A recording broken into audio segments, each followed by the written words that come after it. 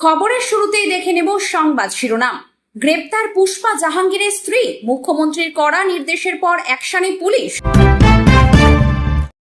আরজিকর নির্যাতিতার খুনের ঘটনায় সরাসরি জড়িত মমতা বন্দ্যোপাধ্যায়ের ভাইপো আবেশ বন্দ্যোপাধ্যায়। তোলপাড় রাজনীতি। টোল দেওয়াকে কেন্দ্র করে বচসা, ঝুলন্ত অবস্থাতেই টোল কর্মীকে নিয়ে 12 কিলোমিটার ছুটল গাড়ি। সিঙ্গুরে ফের শিল্পায়নের ইঙ্গিত, বড় বিনিয়োগ আসার আশায় মন্ত্রী। মহিলাকে আগিয়ে দেয়, ওদের কাছে বন্দুক ছিল, টার্গেট অভিষেক। কলকাতা বিমানবন্দরে ভয়ঙ্কর কাণ্ড। লন্ডনে 2 ট্রেনের মুখোমুখি সংঘর্ষে মৃত্যু চালকের, আহত 90। জয় শ্রীরাম ধ্বনিতে রিটেক। জয় শ্রীরাম ধ্বনিতে উত্তাল ঢাকা। রাম মূর্তির অবমাননার অভিযোগ, হিন্দুদের গণজাগরণে কাঁপছে বাংলাদেশ। তৃণমূলের 440 কোটির 3টি ব্যাংক অ্যাকাউন্ট ফ্রিজ, বিলিয়ে দেওয়ার দাবি বিজেপি। সরকারি কর্মচারীদের জন্য স্মার্ট মিটার নির্দেশিকা নিয়ে কলকাতা হাইকোর্টে মামলা রাজ্য সরকারি কর্মচারী সংগঠনের। লেবাননে ফের ইসরায়েলি হামলা, সংঘর্ষ বিরতির কয়েক ঘন্টার মধ্যেই নতুন উত্তেজনা, অনিশ্চিত শান্তি আলোচনা। আরও 3 দিন লাল সতর্কতা, প্রবল বৃষ্টি হবে এই জেলাগুলিতে। এবার আসছে বিস্তারিত খবরে। মুখ্যমন্ত্রীর কড়া নির্দেশের পর অ্যাকশনে পুলিশ। এবার গ্রেপ্তার ফলতার পুষ্পা জাহাঙ্গীরের স্ত্রী। তাকে বিষ্ণুপুরের জুলপিয়া থেকে গ্রেপ্তার করে ডায়মন্ড হারবার জেলা পুলিশ। জানা গিয়েছে, থানায় হামলার পর থেকে এক পরিচিতের বাড়িতে গা ঢাকা দিয়েছিলেন পুষ্পা স্ত্রী। এদিকে থানায় হামলার ঘটনায় এখনো পর্যন্ত ধৃতের সংখ্যা বেড়ে 27 হয়েছে। গত 16ই মে ফলতায় পুষ্পাকে ছাড়াতে স্ত্রীর নেতৃত্বে থানায় হামলার পরিকল্পনা করা হয়। ফলতার সতল কসলায় এলাকায় লাগাতার বিক্ষোভ চলে। এরপরে জাহাঙ্গীরের অনুগামীরা ফলতা থানার দিকে এগোতে থাকে। পুলিশ সূত্রে দাবি, তাদের কাছে খবর ছিল এই ভিড় জাহাঙ্গীর খানকে ছিনিয়ে নিতে এবং থানায় তাণ্ডব চালাতে পারে। এই প্রেক্ষাপটে পুলিশ ও কেন্দ্রীয় বাহিনী অ্যাকশন শুরু করে। জাহাঙ্গীরের অনুগামীদের লাঠি উঁচিয়ে তাড়া করে বাহিনী। চলে লাঠিচার্জ। তাড়া খেয়ে পালাতে শুরু করে বিক্ষোভকারীরা। বাঁচার পথ না পেয়ে পুকুরে ঝাঁপ দেন অনেকে। সেই ঘটনার 2টি সিসিটিভি ফুটেজ ভাইরাল হয় গতকালই। পুলিশ সূত্রে খবর, গোটা ঘটনায় নেতৃত্বে ছিলেন জাহাঙ্গীরের স্ত্রী। এই হামলা কাণ্ডে জাহাঙ্গীরের স্ত্রীর নামে এফআইআর দায়ের করে পুলিশ। জাহাঙ্গীরের স্ত্রীর বিরুদ্ধে জিরো টলারেন্স নীতির কথা বলেন মুখ্যমন্ত্রী। শুভেন্দু জানান, ফলতায় মাফিয়ার স্ত্রীর নেতৃত্বে কিছু লোক পুলিশ ও প্যারামিলিটারিকে আক্রমণ করতে গিয়েছিল। এখানে এসপিকে বলে যাচ্ছি, ভিডিওতে যতগুলোকে দেখা গিয়েছে কেউ যেন বাড়িতে না থাকে, তাদের আইনের আওতায় আনতে হবে। তিনি বলেন, আমি পুলিশ মন্ত্রী হিসেবে নির্দেশ দিচ্ছি, ভারতীয় ন্যায় সংহিতা অনুযায়ী রাষ্ট্রবিরোধী কার্যকলাপের যে ধারা আছে সেই ধারাতে এমন শিক্ষা দিতে হবে যাতে কোনোদিন পুলিশ কেন্দ্রীয় বাহিনীকে আক্রমণ করার সাহস না পায়। ফলতার মানুষকে আশ্বস্ত করে শুভেন্দু জানান, যারা হামলা করেছে তাদের সম্পত্তি বাজেয়াপ্ত করে নিলামে চড়ানোর কাজও ডবল ইঞ্জিন সরকার করবে। মুখ্যমন্ত্রীর বক্তব্যের পরই জাহাঙ্গীরের স্ত্রীর বিরুদ্ধে অস্ত্র ও বিস্ফোরক আইনেও নতুন মামলা রুজু হয়েছে। এরপর শুক্রবারও জাহাঙ্গীরের স্ত্রীর বিরুদ্ধে কড়া অ্যাকশনের বার্তা দেন মুখ্যমন্ত্রী শুভেন্দু। প্রয়োজনে তার সম্পত্তি নিলামে তুলে ক্ষতিপূরণ আদায় করা হবে বলেও জানান। আর তারপরই গ্রেপ্তার হন পুষ্পা ঘরণী।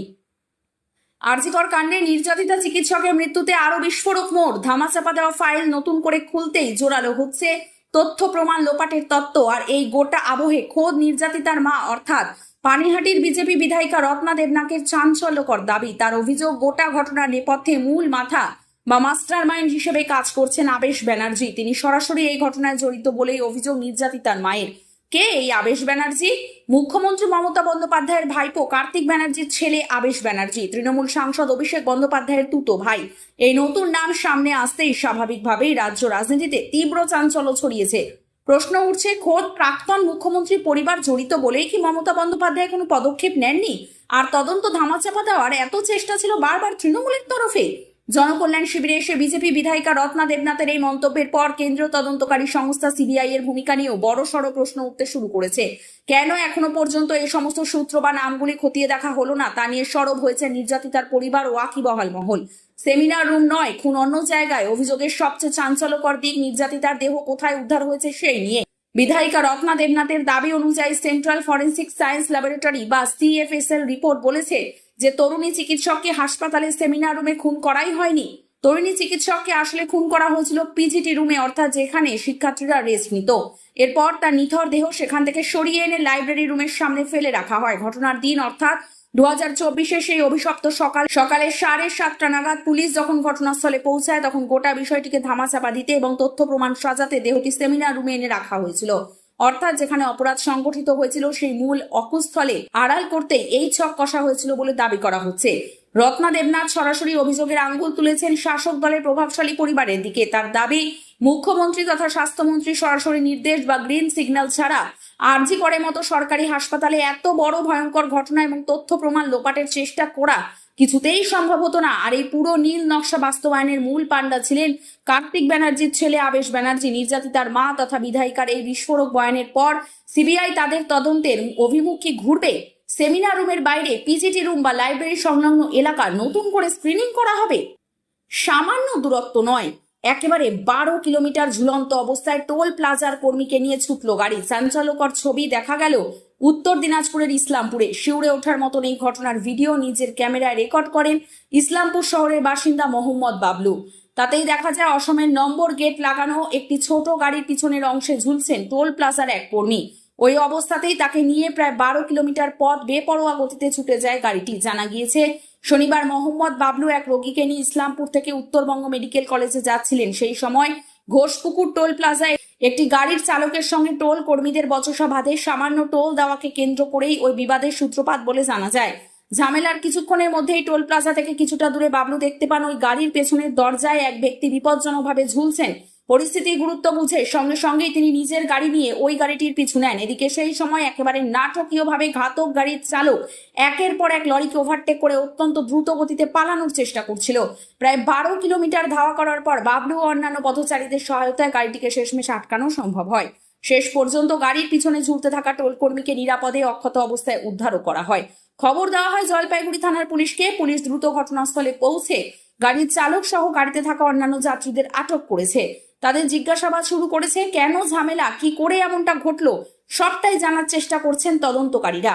সিঙ্গুরে ফের শিল্প গড়ে তোলার বিষয়ে গুরুত্বপূর্ণ বার্তা দিল রাজ্য সরকার। তারকেশ্বরে প্রধানমন্ত্রীর সভার প্রস্তুতি পরিদর্শনে এসে রাজ্যের পূর্তমন্ত্রী অজয় পোদ্দার জানান, ভবিষ্যতে সিঙ্গুরে বড় শিল্প প্রকল্প গড়ে উঠবে এবং সেখানে নতুন করে বিনিয়োগ আসবে। মন্ত্রী বলেন, সিঙ্গুরে আবার বড় বড় শিল্প কারখানা উৎপাদন কেন্দ্র স্থাপন করা হবে। টাটা গোষ্ঠী ফিরে আসতে পারে কিনা সেই প্রশ্নের উত্তরে তিনি সরাসরি কোনো সংস্থার নাম না করলেও জানান, শুধু টাটা নয়, আরো অনেক বড় শিল্প গোষ্ঠী রাজ্যে বিনিয়োগে আগ্রহ দেখাবে। বামফ্রন্ট সরকারের আমলে সিঙ্গুরে টাটা মোটরসের ন্যানো গাড়ি কারখানা তৈরির জন্য জমি অধিগ্রহণ করা হয়েছিল। কারখানার পরিকাঠামো প্রায় সম্পূর্ণ হয়ে গিয়েছিল।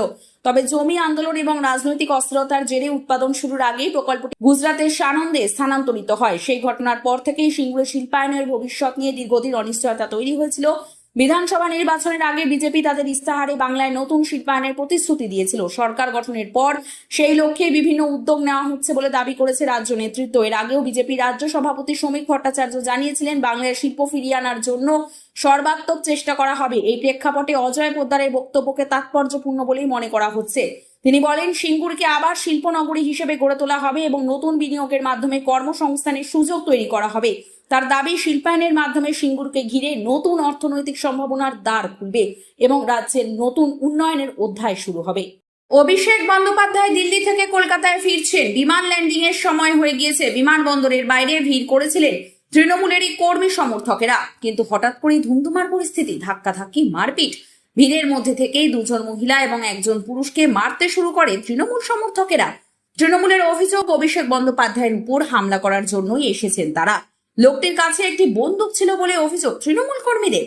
যে গাড়িতে তারা এসেছিলেন সেই গাড়িটিতেও ডিম ভর্তি ট্রে ছিল। সিআরপিএফ জওয়ান এবং পুলিশ এসে সবাইকে সরিয়ে দিয়ে পরিস্থিতি নিয়ন্ত্রণে আনে। এক বিক্ষোভকারী বলেন, আমাদের দাদা অভিষেক বন্দ্যোপাধ্যায়কে আক্রমণ করবে বলে টিম নিয়ে এসেছিল। আমরা সৌজন্যের খাতিরে হাত জোর করে বলেছি, এটা আমাদের বাংলার কালচার নয়। ওদের কাছে বন্দুক ছিল, মহিলাকে আগিয়ে দিয়েছিল। অভিষেক বন্দ্যোপাধ্যায় আসার আগে কলকাতা বিমানবন্দরের নিরাপত্তা নিয়েও প্রশ্ন তোলেন তারা। এর আগে সোনারপুরে গিয়ে নজিরবিহীনভাবে নিগৃহীত হতে হয়েছিল অভিষেক বন্দ্যোপাধ্যায়কে। বর্তমানে তার কর্মী সমর্থকেরাই তাকে আঁকড়ে রেখেছেন। সে কারণে আগে থেকেই বিমানবন্দরে জড়ো ছিলেন তারা। প্রসঙ্গত, শুক্রবার দিল্লিতে লোকসভার স্পিকারের সঙ্গে দেখা করতে গিয়েছিলেন অভিষেক বন্দ্যোপাধ্যায়। সঙ্গে ছিলেন মহুয়া মৈত্র, ডেরেক ওব্রায়েন, কল্যাণ বন্দ্যোপাধ্যায়রাও। মূলত কাকলিপন্থীদের সাংসদ পদ খারিজের দাবি জানিয়ে এসেছেন তারা। দিল্লি থেকে কলকাতায় ফেরার আগেই এই ঘটনা। ভয়াবহ ট্রেন দুর্ঘটনার সাক্ষী ব্রিটেন। শুক্রবার সন্ধ্যায় লন্ডনের উত্তরে বেডফোর্ড শহরের কাছে ইস্ট মিডল্যান্ডস রেলওয়ের দুটি ট্রেনের মধ্যে সংঘর্ষ হওয়ায় এক চালকের মৃত্যু হয়েছে এবং কমপক্ষে 90 জন যাত্রী আহত হয়েছেন। বেশ কয়েকজনের অবস্থা রীতিমতো আশঙ্কাজনক। তবে ঠিক কি কারণে একই লাইনে দুটি ট্রেন চলে এলো সেই বিষয়ে ধারণা পাওয়া যায়নি। ধাক্কার মাত্রা এতটাই তীব্র ছিল যে সংঘর্ষের সঙ্গে সঙ্গে ঝাঁকুনিতে মানুষজন ছিটকে সামনের সিট ও মেঝেতে পড়ে যান। বহু যাত্রীর হাতে পায়ে হাড় ভেঙে যায়। চারিদিক রক্তাক্ত হয়ে ওঠে। খবর পেয়ে যুদ্ধকালীন তৎপরতায় উদ্ধার কাজে নামে বিপর্যয় মোকাবিলা দপ্তর ও রেল পুলিশ। অ্যাম্বুলেন্স ও উদ্ধারকারী দল ছাড়াও ইস্ট অফ ইনল্যান্ড অ্যাম্বুলেন্স সার্ভিসের একটি বিশেষ বিপজ্জনক পরিস্থিতি মোকাবিলা দল এবং একটি এয়ার অ্যাম্বুলেন্স ঘটনাস্থলে পাঠানো হয়। পুলিশ সূত্রে খবর, দুর্ঘটনায় বহু মানুষ আহত হয়েছেন এবং একজন প্রাণ হারিয়েছেন, যিনি ট্রেনের লোকো পাইলট বা চালক। ঘটনাকে মেজর ইনসিডেন্ট বা বড় বিপর্যয় হিসেবে ঘোষণা করা হয়েছে। বেডফোর্ডশায়ার পুলিশ, স্থানীয় দমকল এবং অ্যাম্বুলেন্স বিভাগের কর্মীরা যৌথভাবে উদ্ধার কাজ চালাচ্ছেন বলেও জানান তারা। দুর্ঘটনায় 11 জনের অবস্থা অত্যন্ত আশঙ্কাজনক। ইতিমধ্যেই সোশ্যাল মিডিয়ায় ভাইরাল হয়েছে কিছু ছবি। সেখানে দেখা গিয়েছে একটি ট্রেনের সামনের অংশ অপর একটি ট্রেনের পেছনের অংশে ঢুকে গিয়েছে। তবে ট্রেনের কামরাগুলি লাইনচ্যুত হলেও উল্টে যায়নি। দুর্ঘটনার ফলে শুক্রবার রাত থেকে লন্ডনের সেন্ট প্যানক্রাস স্টেশনগামী এবং ওই স্টেশন থেকে ছেড়ে যাওয়া ইস্ট মিডল্যান্ডস রেলওয়ের সমস্ত ট্রেন চলাচল বাতিল করে দেওয়া হয়েছে। উদ্ধার কাজ চলছে, ফলে শনিবার দুপুরের মধ্যে রেল পরিষেবা স্বাভাবিক করার চেষ্টা চলছে।